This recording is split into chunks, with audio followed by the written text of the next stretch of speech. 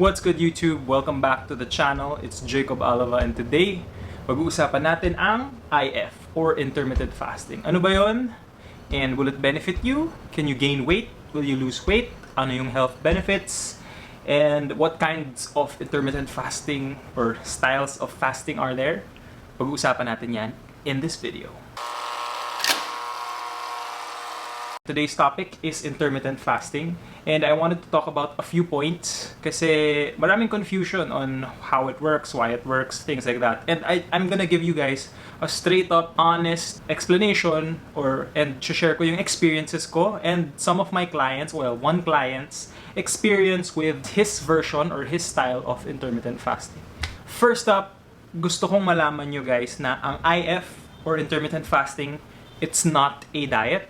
Rather, it's an eating protocol. It's more of timed eating rather than a diet. Ang diet kasi usually, there's a style of dieting, foods to avoid, foods to eat, diba?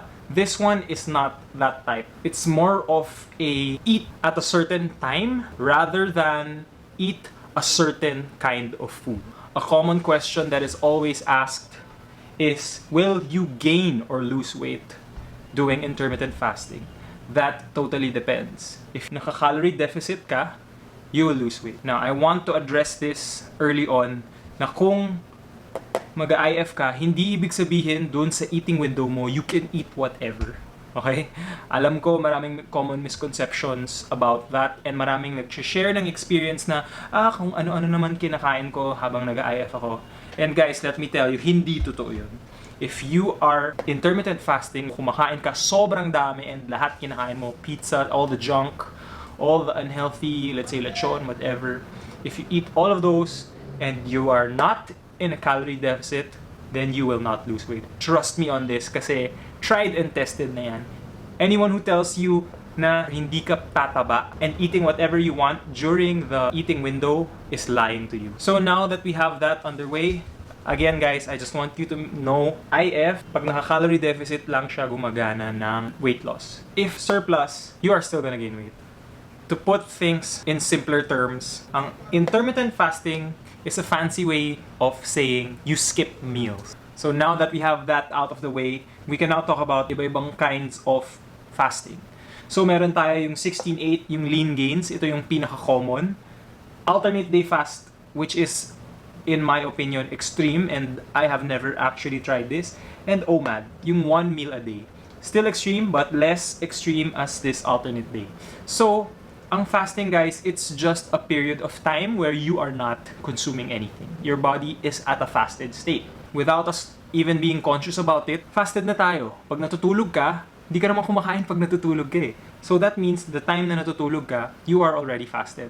Personally, I've experienced the 16-8 and the OMAD, and so far, it had some benefits for me. Ang alternate day, I think this is too extreme, so hindi ko pa siya nasusubukan. When we're talking about 16-8, ito yung pinaka-common, you have a 16-hour fast and an 8-hour eating window. When I say 16-hour fast, 16 hours of the day hindi ka kakain, and 8 hours of the day kakain ka. The most common example of this is yung lean gains is around your eating window will be from mga 12 to 8, 12 p.m.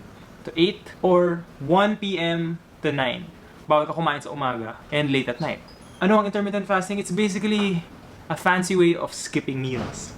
Now, ang alternate day fast is you fast an entire day. Well, this is a bit too extreme. Ako personally, hindi ko kayang hindi kumain ng isang araw. It may work for you, but it really depends. Next up, we have another example which is OMAD or 1 meal a day. Na-try ko na to. I've also seen people who do this. Works well for them. Ang OMAD is, as the name suggests, 1 meal a day siya. So isang beses ka lang kakain sa buong araw.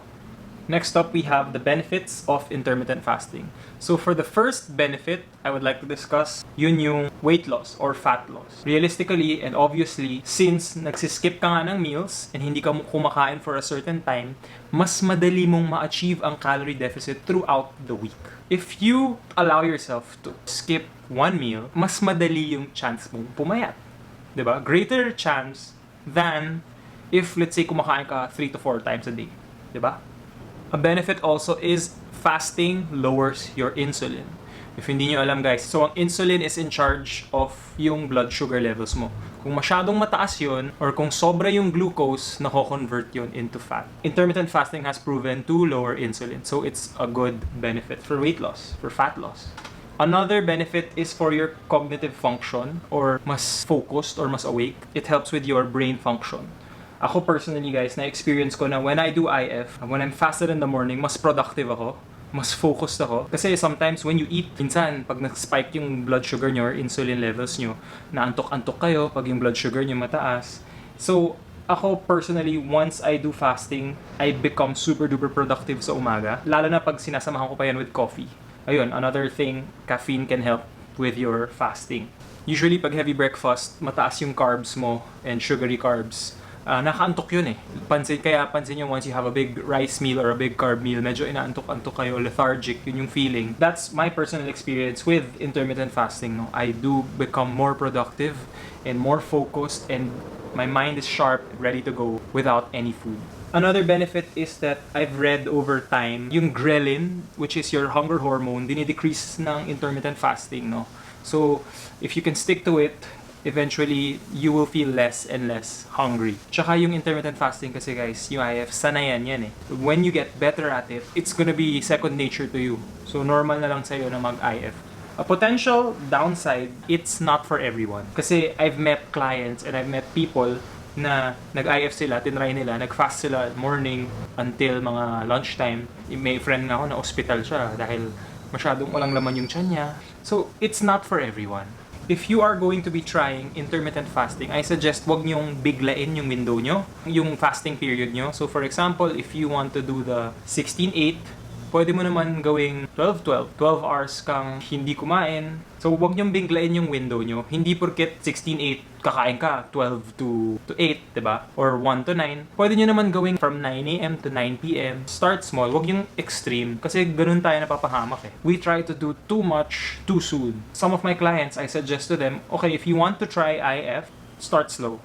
Kahit, again, yung 9 to 9, then pag masanay ka, do 10 to 9, 11 to 9, till magawa mo na yung totally skipping breakfast. It takes some getting used to kasi kailangan masana yung katawan mo. Ito naman, share ko na yung personal experiences ko and yung client ko na I worked with who does OMAD. I'll flash his picture on, si Coach Aldo. He's a basketball coach, no? So he lives a very active life and he plays basketball a lot. So ang ginagawa niya is, lalo na when his calories get low, nag-OMAD siya. Ano ang OMAD? So that's 1 meal a day, as I've mentioned kanina. Kumakain siya sa gabi or sa hapon, depending on what he feels like. What he does, alam ko sa morning siya nag-exercise. He does all his activity morning, tapos nagba-basketball pa siya sa hapon. He trains fasted. Nung start ng diet namin, hindi siya masyadong strict with any eating protocol, pero nag-OMAD siya nung kumonti na yung calories. Kasi guys, if you're trying to cut, pababa yung calories mo eh. So pag bumaba yung calories mo, syempre mas magandang sineset mo ng eating window. Kasi if you set an eating window, then you can have more calories dun sa eating window mo as opposed to if you eat throughout the day. So I got him lean, I got him actually pretty shredded. So ito yung picture niya, shredded a few months after while nag-OMAD siya. For my own personal experience when it comes to fasting, share ko sa inyo yung what I eat, what I drink during the fasted state, and training, will it affect your training? When I say training, when you lift weights, yung pagbubuhat, diba? Tsaka yung cardio. Some people say fasted cardio, things like that. So yun, yung personal experience ko with intermittent fasting is, as I've mentioned, it's not a diet, it's a tool. So I use it pag mababa na yung calories ko. Okay, picture this. If, let's say, I have 1,500 calories a day, tapos breakfast, lunch, dinner ko 500 calories, edi that's a total of 1,500 calories, diba? Now, if I do IF and I skip a meal, ibig sabihin, nag-skip ako breakfast. So, less 500 agad yun. Tapos, increase ko yung calories ko per meal to 600. So 2 meals na 600, that's gonna be 1,200.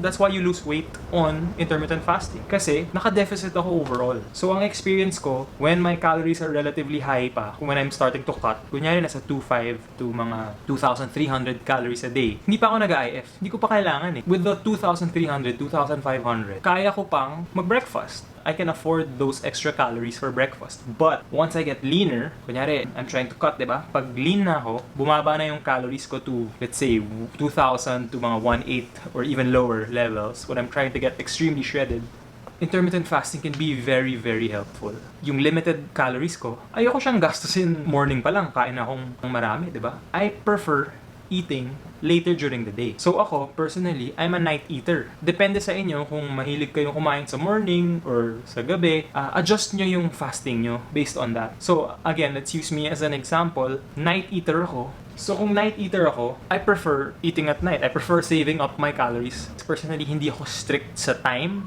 I go by feeling. So sometimes I fast, I eat at 1 when I'm hungry. Pero if I can push the fast, sometimes I even push up to like mga 3 o'clock to 5 p.m. But sanay na ako nun. Okay? Hindi ko sinasuggest na gawin nyo yun kaagad, di ba? Baka magkasakit kayo or whatever.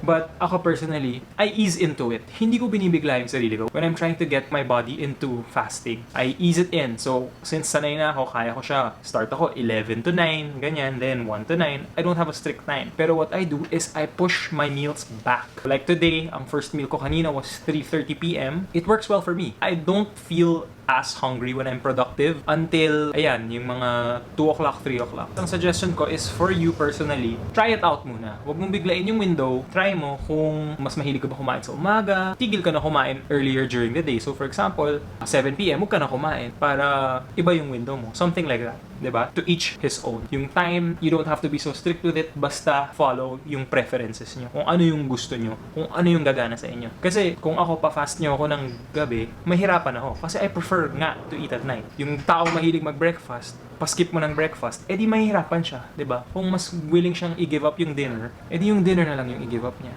Diba? So, ano yung kinakain ko or iniinom ko during my fasting period? Anything below 50 calories, fasted ka pa nun. So you can have a piece of fruit, mga tikim-tikim, maliliit na ganun. Basta below 50 calories, pwede yun. You are still fasted, don't worry. Basta make sure that that's below 50 calories. So ako, whatever I find myself kakainin, basta below 50 calories, fasted ako. When it comes to drinking, I prefer black coffee. Black coffee because it's very low calorie. Baka 5 calories nga lang ang black coffee. I add stevia or occasionally Splenda. Caffeine helps with the metabolism and the fat loss. Also, the energy. Syempre, caffeine, it will provide you with brain power. So, fasting already helps me be more productive during the day. Samahan ko pa ng coffee, mas magiging effective pa siya lalo. Sometimes, I also drink BCAAs when I get hungry or thirsty or drink a lot of water. Yun, pwede yung mga yun. From my experience. Next up is training. Fasted training. I personally am not a fan of fasted training. Hindi ko siya masyado na-enjoy kasi nabibitin ako. Lalo na when you're training hard. Pero if you're just gonna be training for 30 minutes to 1 hour, kung mabilisan lang, pwede siya sa'yo. And it's also a matter of preference. Ako, kaya ko siya. Nagagawa ko yung fasted training. Pero, I perform better pag kumain ako, pag may carbs ako. That's me personally. So, you guys try to experiment kung fasted training works for you or kung mas okay kayo during the fed state. I know some people and I have some friends who really work well na fasted training. So, nagbubuhat sila fasted and it really works for them. Really works well. Yung energy kasi na ginagamit mo from the fasting is from your muscle glucose. Hindi naman siya starvation but it's still using leftover energy from your previous meals. So kung nagbubuhat ka fasted, ako napapansin ko midway till the end, medyo nabibitin na yung lifts ko, nawawala na yung pump kasi naubos na yung glycogen stores ng katawan. That's why I prefer fed state. I can push the weight and kaya kong bigatan. And last but not least is fasted cardio. So a lot of people will tell you, fasted cardio is superior to normal cardio. Ang cardio is cardio. Regardless of gawin mo siya during a fed state or gawin mo siya during a fasted state, it's still cardio. It's still energy out. Ako personally, if it's a schedule nyo and kaya nyo, I enjoy fasted cardio. Alam ko wala siyang added benefit, but I just enjoy doing it. I feel good after doing cardio na fasted state. Now, this is dependent then on your schedule. Syempre kung busy ka, may trabaho ka sa umaga, ang option mo is sobrang aga mo mag-fasted cardio. 'Di ba? So, when I used to have a job, this was out of the question. Hindi ko to magagawa. So, ang cardio ko, ginagawa ko siya before I sleep. As long as you get your cardio in, it doesn't matter. So, with the styles of fasting, the training and the cardio, it's all personal eh. You have to try it yourself eh. Right now, I'm telling you guys ano lahat ng effects nito, pero you guys have to try it yourselves to know which type of fasting works the best for you And if you do enjoy coffee, or let's say BCAAs during your fast, some people hindi, or if you do enjoy fasted training, or fed training, or fasted cardio, or fed cardio, I cannot give you an answer na this is superior. Kaya guys, I suggest try nyo and experiment with your own body and your preferences. So guys, that's the end of the video. Sorry kung medyo mahaba, but I wanted to explain this as best as I could. If you're not following me on Instagram, please do. I post helpful content there. I share a lot of stories there. And if you enjoyed the video, please like, comment, share it, and please subscribe, and see you in the next one.